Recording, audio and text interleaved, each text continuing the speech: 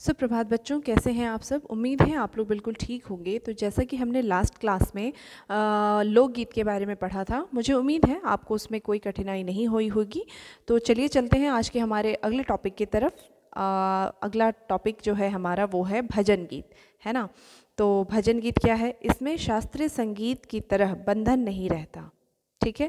अब इसमें शास्त्रीय संगीत का एग्जाम्पल दिया गया है। तो जहाँ तक मुझे याद है और आपको भी याद होगा कि हमने शास्त्रीय संगीत के बारे में जब पढ़ा था तो उसमें हमने ये एक चीज़ नोटिस की थी कि वो कम्प्लीटली नियमों के अंतर्गत गाया जाने वाला राग वगैरह होता है, यानी कि उसके जितने भी रूल्स और रेगुलेशंस बनाए जाते हैं उनको फॉलो करना मस्ट होता है, ठीक है।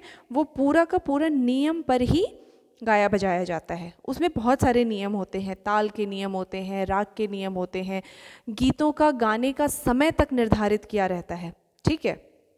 तो इसमें शास्त्रीय संगीत की तरह बंधन नहीं रहता। इसका क्या मतलब हुआ? इसका मतलब ये हुआ कि भजन गीत जो है वो फ्री होके गाते हैं। इसके लिए कोई समय निर्धारित नहीं किया जाता है ना, इसके लिए कोई राग निर्धारित नहीं किया जाता, ताल निर्धारित नहीं किया जाता, ठीक है।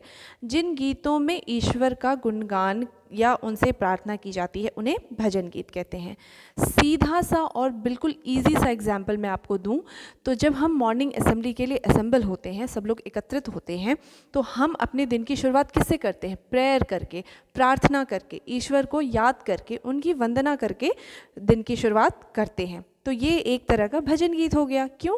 क्योंकि इसमें भी तो हमने अपने ईश्वर को याद ही तो किया है ना, अपने भगवान को याद ही तो किया है, अपने दिन की शुरुआत उन्हें याद करके ही तो किया। तो ये भी तो एक तरह का भजन गीत ही हो गया।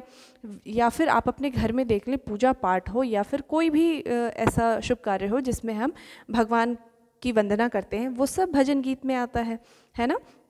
अब इसकी रचनाओं पे देखते हैं कि राग ताल नियमों से स्वतंत्र आकर्षक रचनाएं, भावानुकूल शब्दों द्वारा गीत रचना आदि इनकी विशेषताएं हैं। इनकी विशेषताएं क्या हैं? जिनमें लिरिक्स बहुत इंपॉर्टेंट होते हैं, ठीक है, उनमें इमोशंस बहुत ज़रूरी होते हैं, ये सारी इनकी विशेषताएं हैं, ठीक है। तो जब हमारा ये जो इमोशन है वो डायरेक्ट ऐसा हम मतलब सामने एक दूसरे पे जाता है, ठीक है, हम एक दूसरे के इमोशंस को समझ पाते हैं भजन गीत के द्वारा, ठीक है। मुझे उम्मीद है आपको ये टॉपिक समझ आया होगा। अगली क्लास में अगले टॉपिक के साथ मिलेंगे, तब तक आप अपना ख्याल रखें। धन्यवाद।